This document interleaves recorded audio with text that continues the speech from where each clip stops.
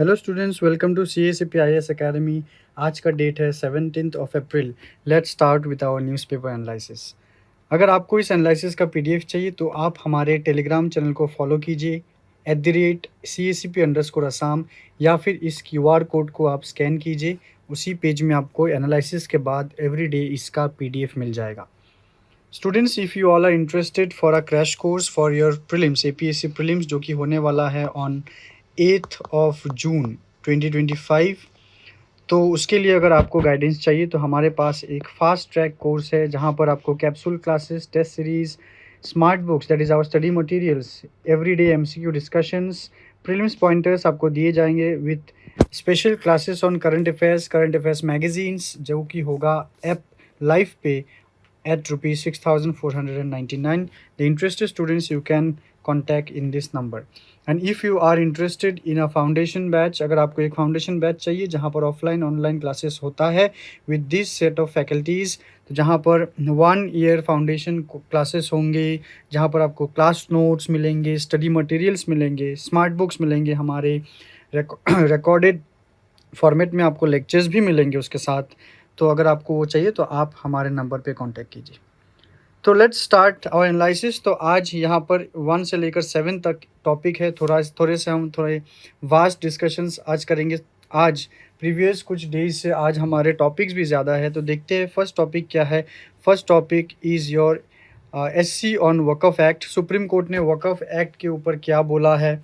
India China यात्रा resumption, मतलब we will be talking about here the Mansarovar यात्रा। तो मानसरोवर यात्रा इस साल फिर से रिज्यूम होने वाला है। Then Supreme Court on Urdu language and culture, वो उन्होंने क्या कहा है वो हम देखेंगे। Next is SMEs language notification, जो गवर्नमेंट ऑफ असम ने इशू किया है recently. Then north east investment opportunities, then Moirang INA in Indian National Army liberation, and last में हम डिस्कस करेंगे about Amur falcon. And here with this corresponding topics, the corresponding GS paper और topic भी यहाँ पर listed है। Every topic के साथ आप अपना जो सिलेबस में टॉपिक दिया गया है उसको आप कंपेयर ज़रूर कीजिए। That will be more and more helpful. So let's start with our first news, जो कि है SC ऑन वक़फ़ एक्ट। तो वक़फ़ एक्ट हमने ऑलरेडी डिस्कस किया था। वक़फ़ का मतलब क्या है? वक़फ़ का मतलब होता है religious property. It is the religious property, और इन अदर वर्ड्स आप इसको कह सकते हो it is the property that has been granted for religious purpose और चैरिटेबल पर्पस। तो कोई इंसान अगर अपना प्रॉपर्टी रिलीजियस इंस्टीट्यूशन को या फिर चैरिटेबल इंस्टीट्यूशन को दान कर दे, उसी प्रॉपर्टी को बोला जाता है वक़फ़ एक्ट। तो रिसेंटली वक़फ़ बहुत दिनों से, महीनों से न्यूज़ में था because of the Waqf act. जो वक़फ़ पहले कोई एक्ट हुआ नहीं करता था। जो ये रिलीजियस प्रॉपर्टीज़ है वो कभी भी कोई भी रेगुलेटरी मेजर्स के अंडर नहीं था, वो इंडिपेंडेंट था। ठीक है, वक़फ़ बोर्ड उसका जुरिस्डिक्शन करता था, वो उसके अंदर आता था। पर अभी ये वक़फ़ एक्ट पास करने के बाद ये पूरा का पूरा वक़फ़ वाला मैटर अभी आया है गवर्नमेंट रेगुलेशन के अंदर। ऑलराइट, तो इसी को लेके इश्यूज़ है। तो सुप्रीम कोर्ट के पास कि what is the matter here, the supreme Court के पास बहुत ज़्यादा 100 से भी ज़्यादा पिटीशन गया है on various provisions of the Waqf act, कि वक़फ़ एक्ट के वेरियस प्रोविजंस के अगेंस्ट में सुप्रीम कोर्ट के पास किया गया है, पिटीशंस फाइल किए गए हैं, ओवर 100 पिटीशंस। ठीक है, तो एक बार देख लेते हैं। ये एक पेपर GS2 में आता है, पॉलिटी एंड गवर्नेंस के अंदर, जहाँ पर सब टॉपिक्स अगर देखते हो आप, structure, organisation, functioning of judiciary, statutory, regulatory bodies, minority rights and secularism, बहुत सारे टॉपिक हैं यहाँ पर पढ़ने के लिए। क्योंकि आप SC पढ़ रहे हो, सुप्रीम कोर्ट पढ़ रहे हो, तो सुप्रीम कोर्ट का स्ट्रक्चर जो भी बेसिक्स है वो आपको पढ़ना है। तो प्रीलिम्स में क्या इंपॉर्टेंट होगा? प्रीलिम्स में इंपॉर्टेंट होगा वक़फ़ बोर्ड का स्ट्रक्चर, उनका पावर और लीगल प्रोविज़न, उसके साथ इंपॉर्टेंट सुप्रीम कोर्ट के जजमेंट्स। मेंस में जो इंपॉर्टेंट है वो है constitutional validity of regional religious institutions, rights of religious minorities versus public interest, तो वो रिलेटेड क्वेश्चंस आएंगे। ठीक है, तो जब तक प्रीलिम्स ना कंप्लीट हो जाए तब तक हम मेंस में उतना ज़्यादा इंडल्ज नहीं करेंगे। हम ट्राई करेंगे कि मोर एंड मोर हम ज़्यादा से ज़्यादा प्रीलिम्स ओरिएंटेड डिस्कशन से करें। ऑलराइट, so let's see कि what are the provisions that I have talked has been challenged here. The first one is removal of वक़फ़ by user category. तो ये वक़फ़ by user क्या है? हम पहले ये जान लेते हैं। ठीक है, तो कुछ कुछ जो वक़फ़ है these are divided into certain categories. Alright, देखिए अगर मैं यहाँ पर टाइप्स ऑफ वक़फ़ बोलूँ, टाइप्स ऑफ वक़फ़, तो you will get number 1 is Waqf by user. तो यहाँ पर गवर्नमेंट ने फर्स्ट क्लासिफिकेशन जो दिया है वक़फ़ बाय यूज़र। वक़फ़ बाय यूज़र का मतलब क्या है? कोई एक ऐसा प्रॉपर्टी जिसका कोई भी डॉक्यूमेंटेशन गवर्नमेंट या फिर गवर्नमेंट के डिपार्टमेंट के साथ नहीं हुआ है, पर वो सालों से उसको रिलीजियस पर्पस के लिए यूज़ किया जा रहा है, तो ऑटोमेटिकली बाय डिफ़ॉल्ट वो वक़फ़ बन जाता है। फॉर एग्ज़ाम्पल जामा मस्जिद के बारे में मैं अगर बोलूँ कि Jama Masjid which was built by the Mughals, तो जामा मस्जिद का कोई भी डॉक्यूमेंटेशन नहीं है, ये दान में दिया गया नहीं है, पर वो जामा मस्जिद को वो सालों से, हज़ारों सालों से वो रिलीजियस पर्पस से यूज़ किया जा रहा है, तो इसी वजह से जामा मस्जिद जो वक़फ़ बनता है वो वक़फ़ बाय यूज़र है। The second one is Waqf by declaration. By declaration, ये तो नाम से ही पता चलता है कि वक़फ़ बाय डिक्लेरेशन क्या है, कि it the owner declares the intent कि भाई मेरे पास एक प्रॉपर्टी है, मैं ये वक़फ़ में दे रहा हूँ। सो इट इज़ द डिक्लेरेशन कि मेरे पास इतना इतना सा बड़ा एक लैंड है, मैंने वो रिलीजियस के नाम पे, इस्लाम के नाम पे मैंने डोनेट कर दिया। That is Waqf by declaration. Next is number 3 Waqf by deed. Waqf by deed मतलब डीड का मतलब है डॉक्यूमेंटेशन। तो अगर कोई भी एक प्रॉपर्टी वक़फ़ बोर्ड के साथ अगर वो रजिस्टर्ड कर ले या फिर वक़फ़ बोर्ड ने उस लैंड को रजिस्ट्री अपने नाम पे किया है, तो उसको बोला जाएगा Waqf by deed. So the first provision that is challenged कि ये वक़फ़ बाय यूज़र जो है उसको रिमूव किया जाए। ये वक़फ़ बाय यूज़र कैटेगरी को रिमूव कर दिया जाए। क्यों? क्योंकि मतलब this disproportionately actually effects the historic mosque, कि जैसे कि जामा मस्जिद अगर इसको भी कंसीडर किया जा रहा है, तो जामा मस्जिद भी गवर्नमेंट रेगुलेशन के अंदर आ रहा है, तो वे ये मतलब ये चीज़ बोर्ड को नहीं चाहिए। Alright, this is the first provision that has been challenged. ठीक है, next is inclusion of non Muslims in Waqf board, कि वक़फ़ बोर्ड में जो कंपोजिशन है, the constitution of the Waqf board, वहाँ पर गवर्नमेंट ने क्या बोला, वहाँ पर नॉन मुस्लिम्स भी इंक्लूड होंगे, तो इसी को भी चैलेंज किया है कि यहाँ पर नॉन मुस्लिम्स नहीं होने चाहिए। Number 3 state power over property classification, कि कौन सा वक़फ़ किस क्लासिफिकेशन में किस टाइप में जाएगा, वो स्टेट के पास पावर रहेगा, तो उसको भी चैलेंज किया है। And the last one is proof of Muslim identity. ये वाला इंटरेस्टिंग है, देखिए, तो अगर कोई इंसान अगर वो वक़फ़ में प्रॉपर्टी डेडिकेट या फिर डोनेट करना चाहता है, तो वो पिछले 5 साल से मुस्लिम या फिर इस्लाम को प्रैक्टिस कर रहा होगा। तो अगर वो पिछले 5 साल से इस्लाम प्रैक्टिस कर रहा है, तभी वो क्या कर सकता है, वो डोनेट कर सकता है इन वक़फ़। तो इसमें क्या है, इसमें जो कॉन्स्टिट्यूशन का आर्टिकल 26 है, that is your freedom to manage religious affair. Freedom to manage religious affair, तो उसको वायलेट करता है।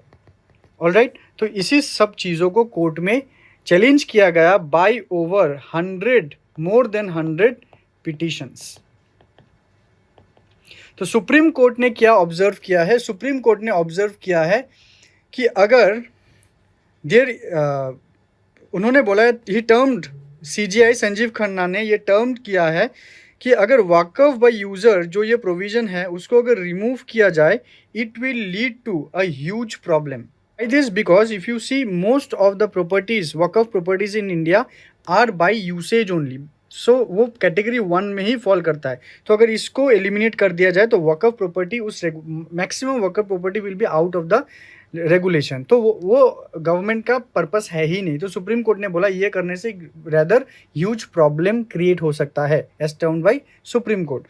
नेक्स्ट जो सुप्रीम कोर्ट ने बोला कि it stated that pre British era properties could not be expected to show registered document, कि जो ये बोल रहे हैं कि डॉक्यूमेंट शो करना है ऑलराइट, कि अगर यूज़र नहीं है तो बाकी का दो जो है ये तो डॉक्यूमेंटेड है ना, तो यही डॉक्यूमेंटेड नहीं है, तो डॉक्यूमेंट नहीं है तो वक़्फ़ नहीं होना चाहिए as per the petitioners, right. तो कोर्ट ने बोला है कि जो प्री ब्रिटिश एरा के प्रॉपर्टी है वो तो किसी तरह से डॉक्यूमेंट प्रेजेंट कर ही नहीं सकते, तो दैट इज़ इम्प्रैक्टिकल टू से कि अगर डॉक्यूमेंट है तो ही वक़्फ़ होगा, तो अनलेस एंड अदरवाइज नहीं होगा। तो सुप्रीम कोर्ट ने इसको स्टे किया है, उसको रखने के लिए बोला है। नेक्स्ट इज व्हाट कि supreme court has given 3 point interim solution, पर ये पास नहीं हुआ है अभी भी, ये तो गवर्नमेंट सुप्रीम कोर्ट ने सोल्यूशन दिया है। The first one is no immediate denotification of waqf properties already recognised by court. मतलब कोर्ट ने जिस प्रॉपर्टी को ऑलरेडी रिकॉग्नाइज पहले कर चुका है तो उनको डी नोटिफिकेशन इमीडिएटली नहीं करना है। तो डी नोटिफाई करना मतलब कि वकफ प्रॉपर्टी के कैटेगरी से उसको निकाल देना।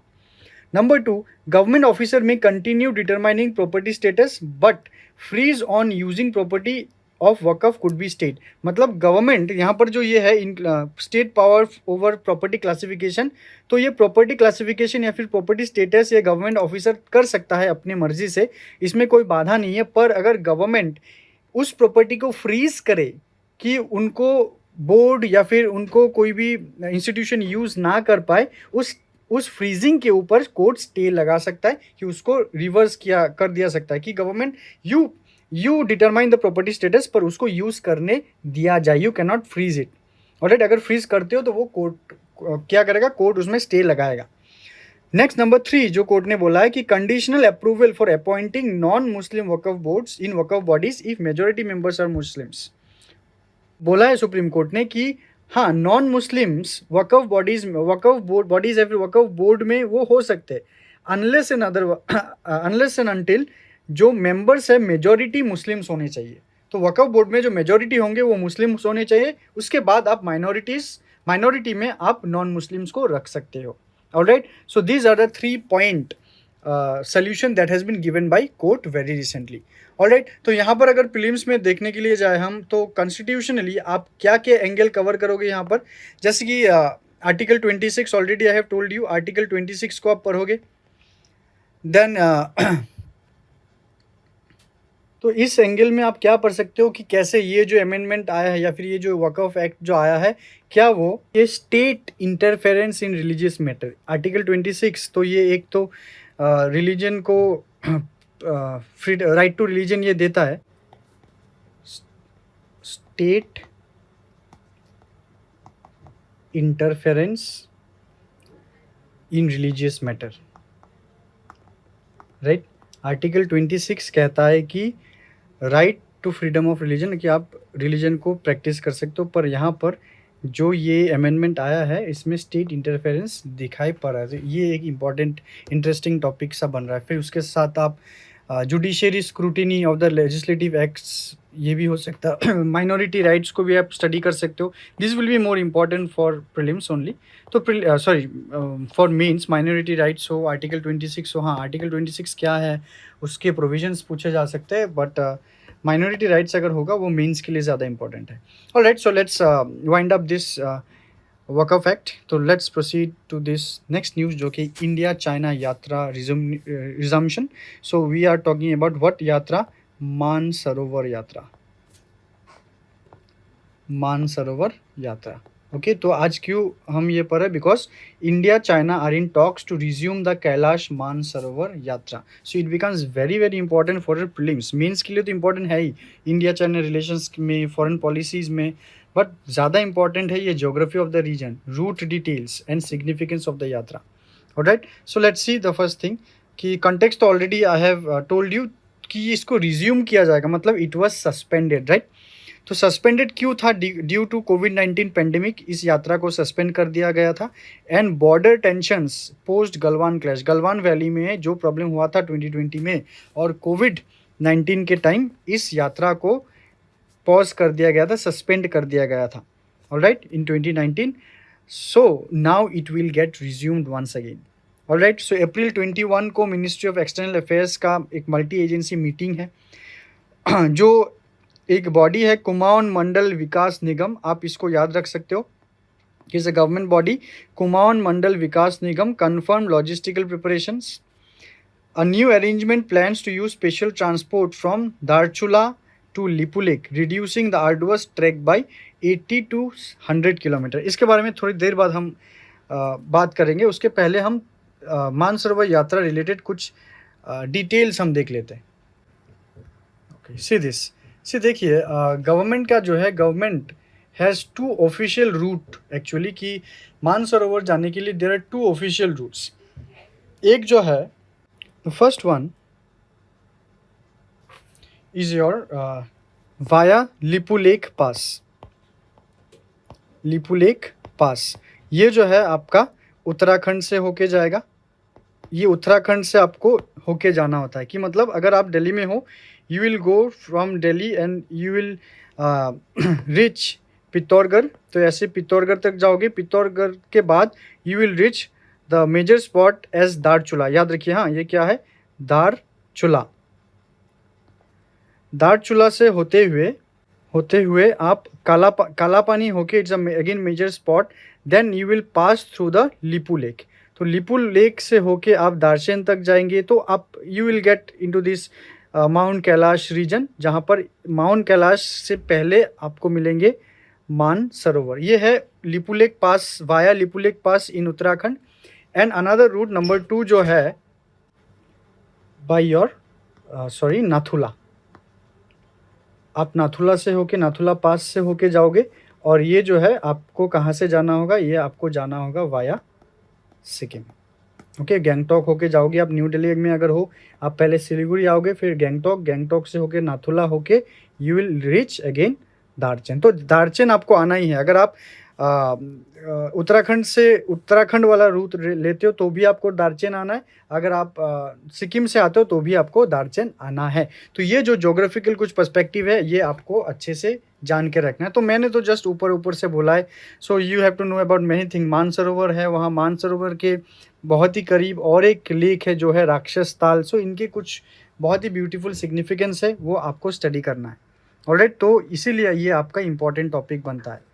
ऑलराइट, तो अगर मैं ये इंटरनेशनल रिलेशन के पर्सपेक्टिव से बोलूँ, में इंडिया और चाइना का जो बायलैटरल रिलेशन है उसमें इंप्रूवमेंट देखने को मिलेंगे, कि ऐसे ही दोनों कंट्री टेंशन में है, उनके बॉर्डर क्लैशेस लेके, उनका रीजन लेके। सो अगर ये यात्रा फिर से रिज्यूम हो तो ये एक सॉफ्ट डिप्लोमेसी एंगल आप बोल सकते हो। तो उसके साथ आप, अगर मैं लिपू लेक पास के बारे में अगर बोलूँ, तो वहाँ पर इंडिया, नेपाल और चाइना का जो ट्राईलेटरल डायनेमिक है, तो उसमें भी इम्प्रूवमेंट आएगा। सो ये बात कुछ मेंस ओरिएंटेड है। हम after prelims, I am giving you a guarantee कि प्रीलिम्स के बाद हम जब करंट अफेयर्स एनालिसिस करेंगे, ये जो हम CNA करेंगे, वो एकदम ही मेंस पर्सपेक्टिव में होगा। ऑलराइट, अभी जस्ट हम प्रीलिम्स पर्सपेक्टिव से कर रहे हैं कि लिपू लेक पास उत्तराखंड में, नथुला पास सिक्किम में, ये सब जो प्रीलिम्स में आएगा वो आप ज़्यादा कवर कीजिए। Next is SC on Urdu and culture. देखिए, बहुत ही एक महत्वपूर्ण एक न्यूज़ आया है कि सुप्रीम कोर्ट ने कहा है कि Urdu is the finest specimen of composite cultural ethos of India. कि Urdu is the finest specimen of composite cultural ethos of India. ये क्यों कहा है, यहाँ पर आप देखिए, यहाँ पर सुप्रीम कोर्ट ने ये स्ट्रांगली रिजेक्ट किया है कि दोज हु से कि जो हिंदी है वो हिंदू को बिलोंग करता है और जो उर्दू है वो मुस्लिमों को बिलोंग करता है। इसके अगेंस्ट में पूरा का पूरा सुप्रीम कोर्ट है। Supreme court has said language is not a religion. अगर आप कोई लैंग्वेज अगर बात कर रहे हो तो वो रिलीजन नहीं है, पर लैंग्वेज कोई भी रिलीजन को रिप्रेजेंट भी नहीं करता। तो सुप्रीम कोर्ट हैज सेड कि लैंग्वेज को एक कम्युनिकेशन का माध्यम ही समझो, ना कि कोई रिलीजन का आइडेंटिटी। ठीक है, उसके साथ उन्होंने ये भी बोला है कि उर्दू जो है ये गंगा जमुनी तहजीब का है। What is this Ganga Jamuni तहजीब? तहजीब का मतलब कल्चर होता है। It is that Hindustani culture, कि जो उर्दू लैंग्वेज है इट बिलोंग्स टू द हिंदुस्तानी तहजीब और हिंदुस्तानी कल्चर। सो उसको कोई रिलीजन के साथ मत जोड़ो, क्योंकि उर्दू जो है वो कोई इंडिया का एलियन नहीं है। So it is not alien to India. Alien का मतलब अभी वो आप UFO वाला एलियन वेलियन मत समझिए। एलियन का मतलब है जो इस जगह का नहीं है। अगर कोई इंसान इस जगह का नहीं है, बाहर से आता है, तो वो हमारे लिए एलियन है। एक्चुअली हम ये क्यों स्टडी करें, देखिए एक केस हुआ है बैकग्राउंड में कि महाराष्ट्र में पतूर बोल के एक जगह है जो कि है महाराष्ट्र के अकोला डिस्ट्रिक्ट में। वहाँ पर एक इंसिडेंट हुआ है रिलेटेड टू साइनेज। साइनेज मतलब हम हमारे कोलोकियल लैंग्वेज में अगर बोलते हैं वो साइन बोर्ड जो हम बोलते हैं ना, तो उसको साइनेज भी बोलते हैं। तो साइनेज में क्या हुआ है कि वहाँ पर उर्दू में कुछ लिखा हुआ था, जो एक म्युनिसिपल साइनेज था, म्युनिसिपल साइन बोर्ड था, citing Marathi as the official state language. तो एपिलेंट ऑब्जेक्टेड, जो जिसने ये केस किया है उन्होंने ये ऑब्जेक्ट किया है कि उर्दू को एक ऐसे स्टेट में जहाँ पर मराठी एक ऑफिशियल स्टेट लैंग्वेज है वहाँ पर ये लिखना नहीं चाहिए। It is not means it is not correct to use Urdu in India और in a state where the official language is something different. पर एससी ने यहाँ पर किया है, उन्होंने उर्दू को अपहेल्ड किया है कि Urdu has the rightful space in public signage. ठीक है कि वहाँ पर अगर गवर्नमेंट अपने साइनेज में उर्दू को यूज़ कर रहा है तो it has the rightful space, क्योंकि पूरे भारतवर्ष में उर्दू का एक अपना ही अस्तित्व है। तो चाहे वो महाराष्ट्र हो, चाहे वो असम हो, चाहे वो जम्मू एंड कश्मीर हो, तो वहाँ पर उर्दू का यूसेज किया जा सकता है, उसमें कोई भी रॉन्गफुलनेस नहीं है।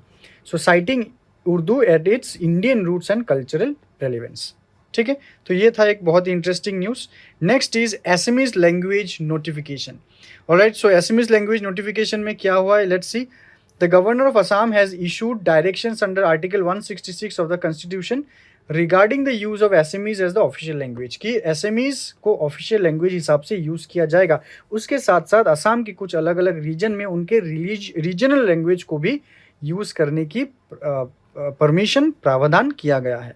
Alright, so let's say Assamese as the official language का मतलब, तो ये कहाँ कहाँ यूज़ होगा, तो असम गवर्नमेंट के हर एक काम में ये कंपल्सरीली असमीज लैंग्वेज यूज़ होना ही है। नेक्स्ट, गवर्नमेंट का ऑफिशियल नोटिफिकेशन हो, मेमोज हो, कोई एक्ट हो, रूल्स रेगुलेशंस या फिर कोई स्कीम के guideline, transfer posting order must be issued both in SMEs and English, कि सिर्फ और सिर्फ इंग्लिश में इशू करने से नहीं होगा, एसएमईज और इंग्लिश दोनों में ही करना है कंपल्सरीली। नेक्स्ट, अगर मैं रीजनल लैंग्वेज के प्रोविजंस देखो कि बराक वैली में अगर मैं देखता हूँ, बराक वैली में जो कि एसएमईज बहुत ज़्यादा प्रोमिनेंट नहीं है, वहाँ पर बंगाली बहुत ज़्यादा प्रोमिनेंट है, इसीलिए इंग्लिश के साथ साथ बंगाली को यूज़ करने की परमिशन दी गई है। नेक्स्ट, बीटीआर रीजन में इंग्लिश के साथ बोरो लैंग्वेज को यूज़ करने की परमिशन दी गई है। And the 6 schedule hill districts को अपने अपने local language as to be used as applicable they can do it. Alright, next, government ने उसके साथ और एक चीज़ क्या बोला है कि with in a span of 30 days, 30 दिन के अंदर अंदर सेंट्रल गवर्नमेंट के जितने भी डॉक्यूमेंट है वो एसएमईज में ट्रांसलेट हो जाना चाहिए। Alright, and the second point that is said कि 2 साल के भीतर जो भी लीगेसी डॉक्यूमेंट है, लीगेसी डेटा वगैरह जो भी हमारे एंसेस्ट्रल रिकॉर्ड्स जो है उनको भी Assamese, Bodo, Bengali wherever applicable, अगर वो बीटीआर है या वो तो फिर बोडो, अगर वो बैरक वैली है तो Bengali, and rest of the Assam में other than 6 schedule hill district में एसएमईज में लीगेसी डॉक्यूमेंट क्या होना चाहिए, ट्रांसलेट हो जाना चाहिए। उसके लिए एक ऐप को प्रमोट किया जा रहा है जिसका नाम है Anuvaad Bhashini app. So please prelims के लिए आप लोग ये ऐप को याद कर लीजिए, क्या है, Anuvaad Bhashini app to be used for translation. और उसके साथ यूनिवर्सिटी के लैंग्वेज डिपार्टमेंट के सपोर्ट लिए जाएंगे टू सी कि जो ये ऐप द्वारा जो ट्रांसलेशन हो रहा है क्या उसमें कोई भी फ्लॉ तो नहीं है। Alright, so let's move on to the next news that is north east investment opportunities. So what is this कि रिसेंटली एक कनक्लेव होने वाला है कि ग्लोबल, जो हेडलाइन आए आज आसाम ट्रिब्यून में, global interest in north east India, 80 countries explore investment opportunities in north east. Alright, so क्या है कॉन्टेक्स्ट कि मई 23-24 को north east investors summit schedule किया गया है और उसके पहले ministry of donor development of north east region के एम्बेसडर मीटिंग भी एक होगा। और इस कनक्लेव में, इस समिट में 80+ कंट्रीज़ के डिप्लोमेट रहेंगे, हाई कमीशन जैसे कि एम्बेसडर्स, हाई कमिश्नर्स और senior representatives who will be talking about और thinking of investment on the focus sectors. तो क्या क्या फोकस सेक्टर्स है, IT, digital infrastructure, health care, agriculture and allied, education, skill development, sports, entertainment and tourism and hospitality. Government initiative है, government का vision north east के लिए को लेके क्या है कि north east to be developed as a hub of trade, connectivity and innovation. कि यस, अगर आप देखते हो इंडिया में आज की डेट में सबसे ज़्यादा अगर स्ट्रेटेजिक लोकेशन कुछ है तो वो है नॉर्थ ईस्ट, क्योंकि it has the close proximity with the south east Asian nation, जो सबसे ज़्यादा बहुत ही स्पीड में डेवलप कर रहे हैं। सो उसके साथ इंडिया का प्रॉक्सिमिटी के लिए नॉर्थ ईस्ट को अगर अच्छे से यूज़ किया जाए तो नॉर्थ ईस्ट को डेवलप करना ही होगा। नेक्स्ट इज़ कि इंडिया का जो बहुत ही popular in Myanmar, that is the Kaladan multi modal transit project. It is the pivotal, pivotal का मतलब है important, supreme. North east can serve as base for economic integration with ASEAN, Bangladesh, Bhutan और Nepal. All right, so this is the vision of the government for our north east. All right, next is Moirang INA liberation. सो ये जो होगा GS1 का modern history के अंदर ये cover होगा। All right, so let's see कि what it is liberation of Moirang. So Moirang, it is a place in Manipur by the INA under Netaji Subhash Chandra Bose in alliance with imperial Japan, a landmark movement in India's arm resistance to British colonial rule. April 14 को ये हुआ था, तो अप्रैल 14 में ये news cover हुआ था। पर आज एक एडिटोरियल आया है इन असम ट्रिब्यून, तो इसको लेके आज मैं डिस्कशन कर रहा हूँ। तो let's see some details about this. So date of the Moirang liberation. So पहले देख लीजिए एक चीज़, यहाँ पर एक आप इमेज देख पा रहे हो कि मोइरांग कांगला। सो it is the full name of the place. The Indian try colour flag was hosted here for the first time on the sacred soil of India by the Indian National army. मतलब ये मोइरांग में सबसे पहले India का जो तिरंगा है हमारा, वो सबसे पहले लहराया गया था after the first armed rebellion. Okay, it is the first armed rebellion जिसके बाद इंडियन नेशनल फ्लैग वहाँ पर लहराया गया। सो ये मोइरांग में आप नेताजी सुभाष का एक स्टैच्यू आप यहाँ पर देख पा रहे हो। सो लेट्स सी द डिटेल्स की डेट क्या था। 14 अप्रैल 1944। फ्लैग होस्टिंग किया गया था by colonel Shaukat Ali Malik, who was the commander of Bahadur group. ठीक है, देखिए अभी आप लोगों का INA में कुछ और भी ग्रुप्स है, जैसे कि सुभाष ग्रुप भी एक था, गांधी ग्रुप भी एक था और एक बहादुर ग्रुप, जिन्होंने प्रीडोमिनेंटली नॉर्थ ईस्ट में कैंपेन किया था। Alright, next is location Moirang Kangla which is in Manipur.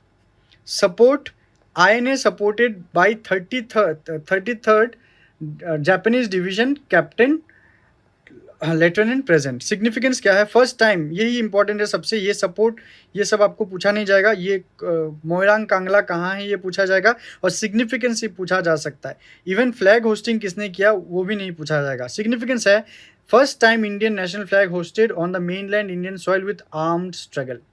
Alright, this word is very important, arm struggle के बाद।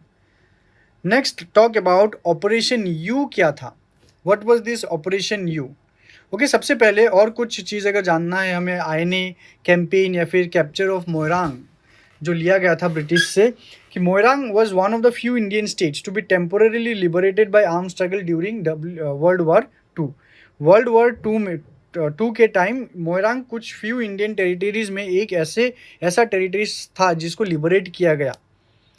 तो ये जो ऑपरेशन यू है, ये ऑपरेशन यू क्या है, ये a Japanese INA coordinated offensive against British India through Burma से होके ब्रिटिश इंडिया में with Subhash Chandra Bose and the Japanese military, British army के ऊपर अटैक किया था। वो है ऑपरेशन यू, या फिर इसको ऑपरेशन यू गो भी बोला जाता है। Okay, next INA advanced alongside Japanese 15th, 31st and 33rd divisions. चलिए, ये वाला उतना ज़्यादा इंपॉर्टेंट हमारा नहीं बनता है। The campaign move through Arakan, Kaladan, Ukhrul, Tiddim, Moreh before reaching Moirang and all the places. Arakan, Kaladan, Ukhrul, Tiddim और मोरे, ये सब कहाँ हैं, ये सब म्यांमार में है, और तब तो इसको बर्मा कहा जाता था, म्यांमार, बर्मा। ठीक है, तो ये याद रखिएगा, Arakan, Kaladan, Ukhrul, Tiddim, Moreh, they are the place in Myanmar. And the last one for today, that is Amur falcon. So Amur falcon, तो नाम दिया गया है च्यूलुआन 2। तो एमर फैल्कन जिसका साइंटिफिक नेम है फैल्को एमरेंसिस, जिसको सैटेलाइट टैग किया गया, उसका जो मूवमेंट है, ये एक माइग्रेटरी बर्ड है, उसका जो मूवमेंट है उसको ट्रैक करने के लिए which is all set to cross the Arabian sea, वो अभी वापस आने वाला है। इंडिया से वो गया था, अभी फिर से वो अभी वापस आने वाला है फ्रॉम द अफ्रीका। उसका रूट ट्रैक करने के लिए ये वाला प्रोजेक्ट किया गया था और उस पक्षी का नाम दिया गया च्यूलुआन 2। सो देखिए यहाँ पर ये पक्षी है, ये है एमर फैल्कन, और उसके ऊपर ये वाला चिप लगाया गया, एक जीपीएस चिप है। Fine, so let's see the news here. Chuluan to a satellite tagged male Emmer falcon is all set to cross the Arabian Sea as part of its return migration from Africa. Tagging and monitoring conducted by the Wildlife Institute of India and Manipur Forest Department. So, what is this project? ये project जो launch हुआ था ये नवंबर 8 को 2024 को हुआ था from चिलुआन village Tamenglong इन मणिपुर। इसीलिए प्रोजेक्ट का नाम चिलुआन 2 रखा गया, फिर इस पक्षी का नाम ही चिलुआन 2 रखा गया। करंट लोकेशन, अभी जो लोकेशन है एज पर अप्रैल 8 वो है केनिया में, पर अगर आप मैप देख सकते हो वो केनिया को क्रॉस करके जिम्बाब्वे तक भी गया है। ये है केनिया और ये है जिम्बाब्वे, तो यहाँ से वो अभी वापस करने वाला है। तो अप्रैल 8 को वो कहाँ था, वो था केनिया में। नेक्स्ट स्टेप जो उसका होगा, it will expected to cross the Arabian sea within 10 days, कि यहाँ से लेकर ये वाला है अरेबियन सी, राइट। तो ये इंडियन ओशन हो गया, तो यहाँ से अगर ये रिटर्न करता है तो इसमें उसको लगेगा 10 दिन। तो इसी के लिए ये न्यूज़ है। पर आपको ये इम्पोर्टेंट क्यों बनता है, आपको ये इम्पोर्टेंट बनता है क्योंकि प्रीलिम्स में एमर फैल्कन का डिटेल्स आपको पूछा जा सकता है। तो एमर फैल्कन का कॉमन नेम क्या है, अक्वाई पुनिया। साइज इसका कैसा है, पिजन साइज्ड रैप्टर है ये एक। प्रोटेक्शन स्टेटस उसका क्या है, it is protected under wild life protection act 1972। और आप मुझे बताना उसका IUCN स्टेटस क्या है। You will say what is the IUCN status of this bird in the comment section. Breeding grounds उसका साउथ ईस्ट रशिया और नॉर्थ ईस्ट चाइना है।